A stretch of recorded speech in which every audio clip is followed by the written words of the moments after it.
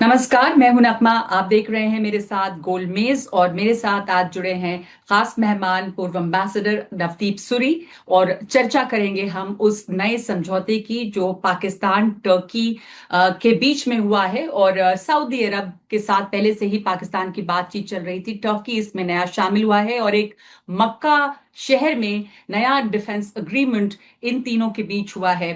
इसके क्या मायने हैं पूरे पश्चिम एशिया के लिए, इसके क्या मायने हैं भारत के लिए, और जो सुरक्षा तंत्र वहां खड़ा था उसमें किस तरह का फेरबदल देखा जाएगा। अमेरिका जिसकी मौजूदगी बहुत मजबूती से थी इस पूरे इलाके में, क्या अमेरिका वहां से अब थोड़ा पीछे हट रहा है? ये बहुत सारे सवाल हैं जिसका जवाब देने के लिए आपसे बेहतर और कोई नहीं होगा। सुरी साहब, आप उस इलाके में रहे हैं हमारे राजदूत के तौर पे, बहुत बेहतर इस मामले को समझते हैं। ये जो मक्का अग्रीमेंट जिसे कहा जा रहा है, इसे ये भी कहा जा रहा है कि एक तरह का इस्लामिक देशों का ये नेटो अलायंस है, पर इसे कई मायनों में समझने की जरूरत है। मैं सबसे पहले वेस्ट एशिया के जो सिक्योरिटी अरेंजमेंट है उस हिसाब से इसे जानना चाहूंगी कि उसमें क्या बदलाव होगा इस गठबंधन से। देखिए, जिस तरह से इसराइल और अमेरिका ने जंग शुरू की ईरान के ऊपर 28 फरवरी को, इसमें कोई शक नहीं कि उसके बाद अ, पश्चिम एशिया की सारी ही सिक्योरिटी सेटअप जो है उथल पुथल हो गई। मेरा नहीं ख्याल कि कभी सऊदी अरब ने या अबू धाबी ने, यूएई ने, बहरीन ने, कुवैत ने सोचा था कि ईरान इस तरह डायरेक्टली उनके ऊपर अटैक करेगा, और अटैक भी करेगा बैलिस्टिक मिसाइल के साथ, क्रूज मिसाइल के साथ, ड्रोन के साथ। अगर सऊदी अरब देखें तो करीब 600-700 से ऊपर अटैक उनके ऊपर हुए। यूएई देखें तो करीब 3,000 अटैक्स उनके ऊपर हुए। और इससे एक चीज तो उन देशों को जाहिर हो गई कि वो केवल अमेरिका पर डिपेंड नहीं कर सकते अपनी सिक्योरिटी के लिए। और उस जो उथल पुथल हुई है उसमें हर एक देश रिव्यू कर रहा है कि मुझे अब क्या करना चाहिए, क्या सोचना चाहिए। और ये हम देख रहे हैं जो मक्का एग्रीमेंट हुआ, इसमें मैं समझता हूँ कि मेन ड्राइवर सऊदी अरब थे। क्योंकि जिस तरह से उन्होंने अपने आप को डिफेंसलेस महसूस किया कि ईरान उनके रिफाइनरी पे भी अटैक कर सकता है, उनके शहरों पर भी कर सकता है, एयरपोर्ट पे भी कर सकता है। और उस समय जब उनको मदद की जरूरत थी तो एक इनफैक्ट सऊदी कमेंटेटर ने बोला, एक ऑफिशियल ने, कि हमें लगता है कि जो अमेरिकन एयर डिफेंस सिस्टम्स हैं वो केवल अमेरिका की प्रोटेक्शन के लिए हैं, उनकी बेसिस की प्रोटेक्शन के लिए हैं या इसराइल की प्रोटेक्शन के लिए हैं। हमें तो इन्होंने नंगा छोड़ दिया। तो उस जी किस्म की फीलिंग में मैं समझता हूँ कि ये इनिशिएटिव शुरू हुए। पहले आपने देखा था पिछले साल भी जो सऊदी पाकिस्तान का एग्रीमेंट हुआ, और इसको अब उन्होंने ट्राइलेटरल कर दिया है। और ये एक समझ लीजिए एक सर्च है, खोज है कि किस तरह से जो मिडिल पावर्स उस एरिया की हैं वो कोलैबोरेट कर सकती हैं अपनी कलेक्टिव सिक्योरिटी बढ़ाने के लिए। जी अ, जी और ये जो एग्रीमेंट है, मैं समझता हूँ नगमा कि ये एक, इसको हम एक पहला कदम समझें। इसमें अभी बहुत सारे जो आप कहेंगे किंतु परंतु हैं। जी अ, जी क्योंकि इसकी डिटेल्स अभी तक पब्लिश नहीं हुई हैं, बाहर नहीं आई हैं। जी। और सब अम्बेसडर लोग। सूरी, जो इसमें अग्रीमेंट साइन करने वाली पार्टियां हैं उनकी तरफ से जो बयान आया है कि उसमें ये कहा गया है साफ तौर पे एक डेक्लेरेशन में कि एक पर हमला तीनों पे हमला माना जाएगा। साथ ही वो ये भी कह रहे हैं कि ये किसी भी एक मुल्क के खिलाफ नहीं है, और भी लोग इसमें साथ जुड़ना चाहें तो वो जुड़ सकते हैं। तो मैं ये समझना चाह रही थी, मुझे ये लगता है कि जब पहले भी हम जानते हैं कि सऊदी अरब और पाकिस्तान का तो एक गठजोड़ था ही डिफेंस को लेके। जब सऊदी अरब पे हमले हो रहे थे ईरान की तरफ से, उस वक्त पाकिस्तान ने वहां पर क्या रोल निभाया? पाकिस्तान यहाँ एक पीस टॉक्स में भी लगा हुआ था। लेकिन जैसा आप कह रहे हैं ना कि ईरान ने जिस तरह के हमले किए उसके बाद भी ये एक खड़ा हो रहा है, तो क्या मोटे तौर पे ईरान के खिलाफ ही एक गठबंधन खड़ा हो रहा है? क्योंकि अमेरिका वहां से एक तरह से एक एग्जिट कर रहा है, बाहर निकल रहा है, वो उतनी मौजूदगी अपनी वहां नहीं अब रखना चाहता है। देखिए, आपने बिल्कुल सही बोला कि जैसे नेटो में आर्टिकल 5 है, आर्टिकल 5 में वहाँ बड़े स्पष्ट शब्दों में कहा गया कि an attack on one will be seen as an attack on all. लेकिन उसके ट्रिगर्स क्या हैं, थ्रेशोल्ड क्या है, किसको आप अटैक कहेंगे? क्या अगर हुथीज ने कल ही सऊदी रिफाइनरी पर टारगेट किया, तो वो सऊदी उसमें इन्वोक करेगा कि अब भाई तुर्की भी भागा है और पाकिस्तान भी भागा है? जब सऊदी के ऊपर इतने अटैक्स हुए, और ये सारे attacks Saudi Pakistan defence agreement के बाद हुए, जिसमें भी सिमिलर लैंग्वेज थी, जी बिल्कुल। हम्म।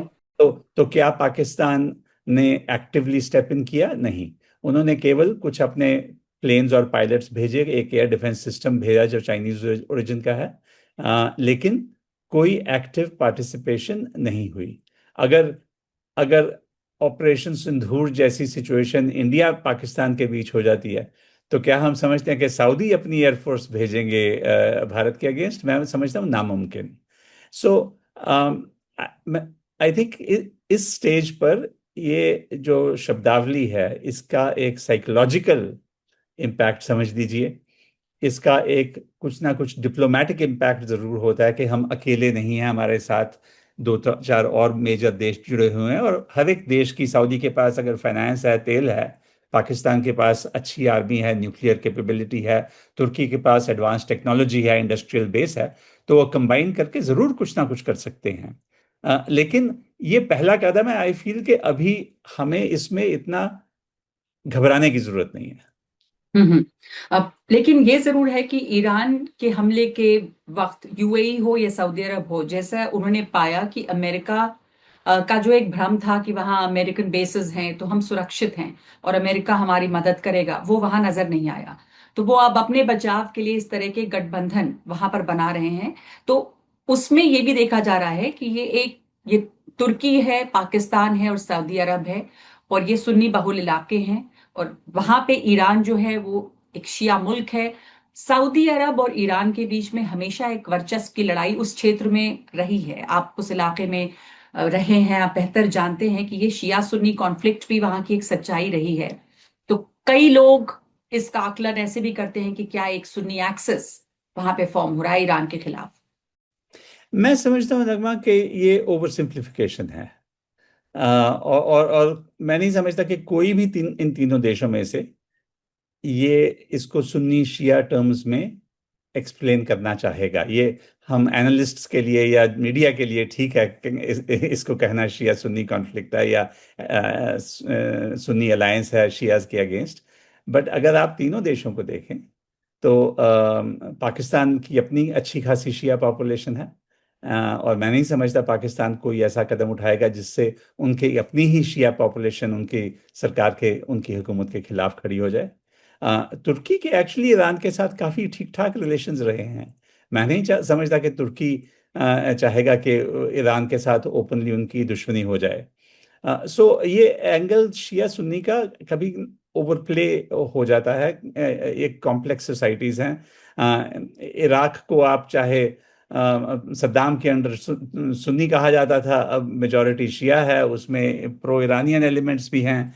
बहरेन है तो बहरेन में राजा जो सुन्नी है लेकिन मेजॉरिटी पॉपुलेशन शिया है। सो ये कम्प्लेक्सिटीज जो हैं वहाँ, आई थिंक हमें इग्नोर नहीं करनी चाहिए। सो शिया सुन्नी एंगल ठीक है, बट आई फील कि इसमें प्रिडोमिनेंटली जो नेशनल इंटरेस्ट है, सिक्योरिटी इंटरेस्ट है, जो इनसिक्योरिटी है इस समय, वो एक्सप्रेस हो रही है, ना कि शिया सुन्नी जी। उस सब हो रहा है। सही कहा आपने कि ऐसा वक्त है, अगर हम वक्त को भी देखें किस समय पर ये हुआ है, जो इसकी टाइमिंग है, ये ईरान अमेरिका के युद्ध के बीच, ईरान अमेरिका इसराइल के युद्ध के बीच ये एक नया अरेंजमेंट हम देख रहे हैं। और अमेरिका जिसकी मौजूदगी वहां पर जोर शोर से थी, अमेरिका क्या वहां से अब आपको लग रहा है कि अपने हाथ खींच रहा है एक तरह से, और ये अमेरिका की शह पर भी हुआ होगा। अमेरिका इस इलाके की सुरक्षा उनके जिम्मे करके क्या वो वहां से बाहर निकलने की कोशिश में भी हैं? देखिए, पिछले 15-20 साल से हर एक अमेरिकन राष्ट्रपति कहता है कि मैं मिडल ईस्ट से, पश्चिम एशिया से पीछे हटना चाहता हूँ, और मैं एशिया की तरफ पिवट करना चाहता हूँ। ओबामा साहब ने भी बोला था, बाइडेन साहब ने भी बोला था, ट्रंप ने भी पहली एडमिनिस्ट्रेशन में बोला था। समस्या ये है कि वो तो मिडल ईस्ट को छोड़ना चाहते हैं, लेकिन मिडल ईस्ट उनको नहीं छोड़ता। जी। सो वो वहीं अटके रहते हैं। और मैं नहीं समझता कि इसका उनके पास कोई आसान हल इस समय है। आई थिंक दो चीजें हुई हैं। एक तो जो अमेरिका के डिफेंस अम्ब्रेला जो कहते थे कि उनकी छत्रछाया में सेफ है, महफूज है सऊदी अरेबिया या बाकी खाड़ी के देश, वो 2019 में ही स्पष्ट हो गया था जब अटैक्स हुए थे अरामको की रिफाइनरीज पर सऊदी अरेबिया में, अबू धाबी में अटैक्स हुए थे, और अमेरिका ने कुछ नहीं किया था। और तब से हम देखते हैं कि यूएई ने खास करके इसराइल के साथ अपने रिलेशंस को स्ट्रेंथन कर लिया। इसराइल एक फैक्टर बन गया उस एरिया की सिक्योरिटी में। और एक फीलिंग थी कि अमेरिका जब कठिनाई में हम होंगे तो डिपेंड नहीं किया जा सकता। अब उस पहले जो अनडिपेंडेबिलिटी थी, उसके ऊपर ट्रंप साहब के टाइम में एक और फैक्टर आ गया, अनप्रिडिक्टेबिलिटी, कि शायद वो आज करेंगे कल नहीं करेंगे, कुछ पता नहीं कि उनका आज रवैया क्या है और कल क्या होगा, और उसके साथ उसके हिसाब पर आप कैसे प्लानिंग कर सकते हैं। सो आई थिंक ये दोनों फैक्टर्स जो हैं, एक अनरिलायबिलिटी है, एक अनप्रिडिक्टेबिलिटी है, उसके कारण ये जो सारा ही आप रीजनल आर्किटेक्चर देख रहे हैं उसमें इस समय एक तनाव है। और मैं समझता हूँ कि ये जो एग्रीमेंट है, नगमा, मक्का एग्रीमेंट, इसमें अ, ईरान एक ऑब्जेक्टिव तो है ही, लेकिन मैं समझता हूँ कि काफी हद तक इसराइल भी एक ऑब्जेक्टिव है। अगर आप देखें तो तीनों ही देश जो हैं उनके इसराइल के साथ भी काफी डिफिकल्ट रिलेशंस हैं। पाकिस्तान और सऊदी अरब के तो हैं ही नहीं रिलेशंस। और तुर्की और इसराइल के बीच भी काफी गाली गलौज चल रहा है। और उसका एक अहम कारण है जिस तरह से इसराइल ने गाजा में एक्ट किया, लुबनान में किया। और उसके कारण एक गुस्सा है मुस्लिम देशों में। तो मैं समझता हूँ कि इसराइल के लिए भी एक ये अनकंफर्टेबल सिचुएशन है, केवल ईरान के लिए नहीं, कि तीन जो मिडिल पावर्स कह लीजिए उस इलाके की जो हैं वो इकट्ठी हो रही हैं, उसका इसराइल को भी नुकसान होगा। ये भी सवाल है कि जब इस तरह के अग्रीमेंट जो समझौते होते हैं तो एक कोई दुश्मन होता है जिसके खिलाफ गठजोड़ होता है। यहाँ पे कौन दुश्मन है? Common enemy. देखिए, जब क्वाड बनी थी अमेरिका, जापान, भारत और ऑस्ट्रेलिया की, तो सबको पता था कि कॉमन एनिमी कौन है। लेकिन आपको किसी भी एग्रीमेंट में कहीं भी चीन का नाम नहीं नजर आएगा। जी। तो तभी इनको हमेशा एग्रीमेंट्स में यही कहा जाएगा कि ये एक डिफेंसिव एग्रीमेंट है। अ, जी। हम किसी के जैसा कि खिलाफ नहीं कहा है। भी है इन लोगों ने कि एक डिफेंसिव अग्रीमेंट है, किसी के खिलाफ किसी नहीं के है खिलाफ उसमें नहीं जस्ट। है, और ये एक नॉर्मल चीज है। लेकिन जो हाँ। सब टेक्स्ट है, इसीलिए मैं जो कह रहा था, जो सब टेक्स्ट है वो है ऑब्वियसली कि जिस तरह से ईरान ने अटैक किया खाड़ी के देशों के ऊपर और खास करके सऊदी अरब के ऊपर, तो वो एक इनसिक्योरिटी वहां है और वो चाहते हैं कि उनके पास ऑल्टरनेटिव्स हों। अगर अमेरिका ना करे कुछ तो और कौन करे। हम्म। सो उनकी जो एक कंपल्शन है। और दूसरा जो आई थिंक ध्यान में रखना चाहिए कि अगर खाड़ी के 6 देश हैं तो 6 के 6 एक ही गुट में नहीं है। इनफैक्ट बड़ी लंबी चौड़ी बात हुई कि जीसीसी जो गल्फ कोऑपरेशन काउंसिल है उनको यूनाइटेड होकर काम करना चाहिए। लेकिन हम देख रहे हैं कि ओमान और कतर बिल्कुल, क्योंकि ईरान के करीब हैं, तो वो तो उनका डायलॉग चल रहा है ईरान के साथ। यूएई लगता है कि उन्होंने कुछ अंदर अंदरूनी कुछ एग्रीमेंट करके अपने आप को थोड़ा महफूज कर लिया है। बहरेन, जी। सऊदी अरब और कुवैत अपने आप को बिल्कुल एक्सपोज्ड फील कर रहे हैं। और इसीलिए आप हम्म। देख रहे हैं कि अलग अलग दिशा में लोग जा रहे हैं, एक ही दिशा में नहीं जा रहे। अब पाकिस्तान के लिए ये जो इस वक्त अग्रीमेंट है, मुझे ऐसा लगता है कि वो एक बहुत रिलीफ के तौर पे आया होगा।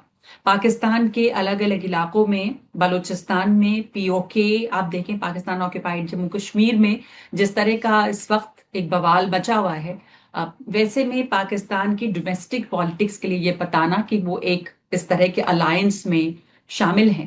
पहले सऊदी अरब के साथ वो डिफेंस अग्रीमेंट था इनका, लेकिन एक ये अलायंस बनी है जिसको दुनिया भर की नजर उस पर है। ये उनकी डोमेस्टिक प्रॉब्लम से भी ध्यान हटा के पाकिस्तान के लिए एक फायदेमंद तो जरूर है ये इस वक्त स्ट्रेटेजिकली, उनकी इमेज को लेकर भी। जी।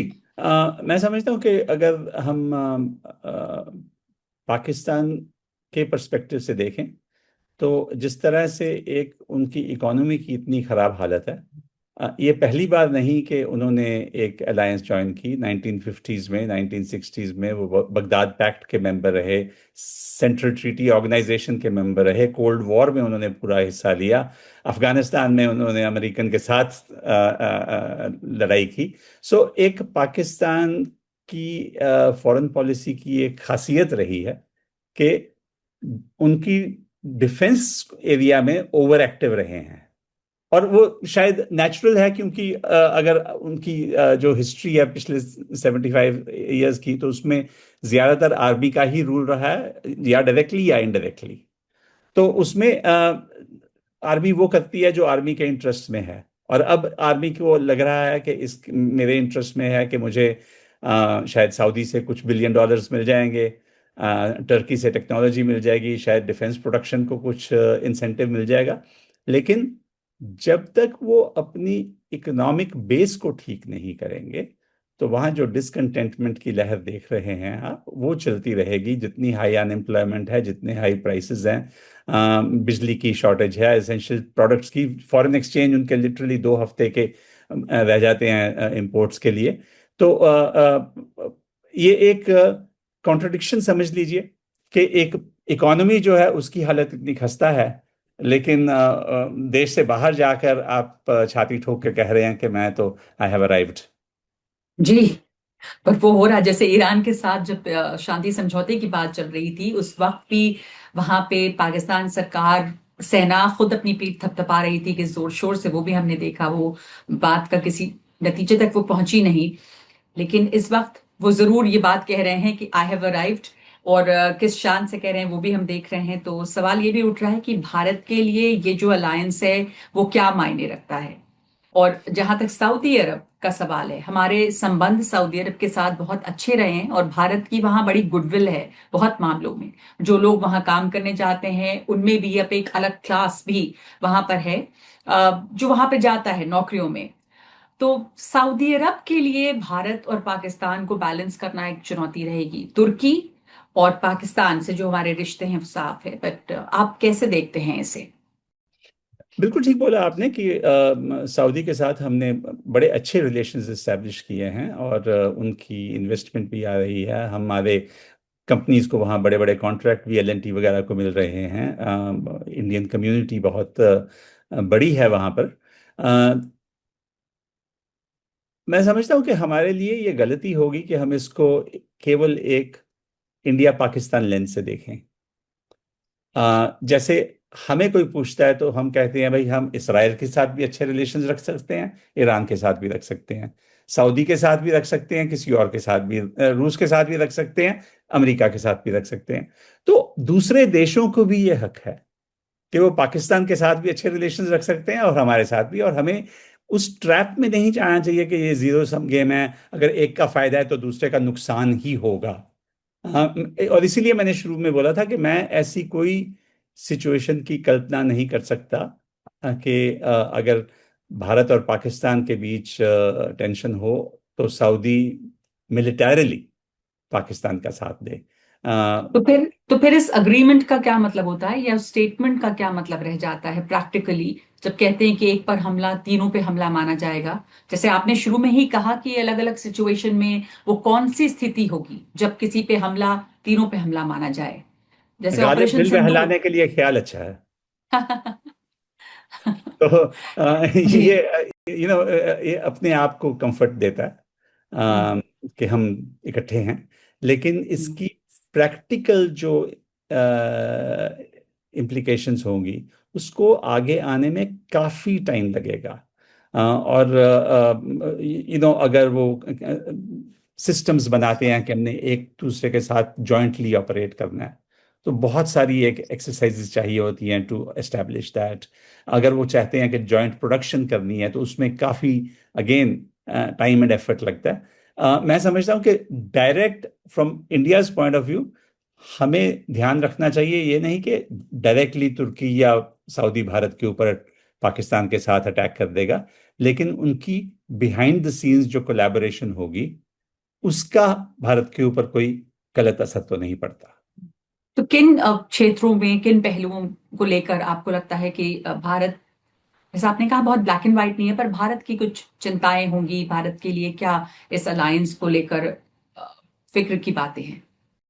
देखिए, अगर पाकिस्तान की कैपेबिलिटीज और बढ़ती हैं मिलिटरली, इकोनॉमी तो नहीं बढ़ेगी लेकिन मिलिटरली जरूर बढ़ सकती हैं, जी। फाइनेंशियल असिस्टेंस के साथ बढ़ सकती हैं, टेक्नोलॉजी के साथ बढ़ सकती हैं, तो ये डेफिनेटली हमारे लिए एक फिक्र का मसला है। अगर उनकी डिफेंस प्रोडक्शन कैपेबिलिटीज बढ़ती हैं, it is a cause of concern for us. और जो उनका एक एलिवेटेड डिप्लोमेटिक प्रोफाइल बन रहा है इसके कारण, that also is a matter of concern for us. तो बॉटम लाइन मेरे लिए ये है, नगमा, कि ये जो डेवलपमेंट है इसको हम इग्नोर नहीं कर सकते, करना चाहिए भी नहीं। हमें इसके ऊपर नज़र रखनी पड़ेगी, हमारी एम्बेसीज आई एम श्योर ध्यान रखेंगी कि क्या क्या हो रहा है, किस इसका फाइन प्रिंट क्या है, उसमें क्या क्या एक दूसरे के साथ कमिटमेंट्स की गई हैं, ट्रिगर्स क्या रखे गए हैं इंटरवेंशन के, कि किस मौके पर, किस दर्जे पर, किस हद पार करने पर एक देश दूसरे देश की सपोर्ट में आएगा। जी। इन इस समय हमें ज्यादा चिंतित होने की भी जरूरत नहीं है। जी। पर जैसा कहा आपने, एक सतर्कता है, कुछ चीजें हैं जो फिक्र बढ़ाती हैं, लेकिन जो ये अग्रीमेंट है उसकी बारीकियां क्या हैं ये भी सामने आना बाकी है, नजर बनाए रखना है।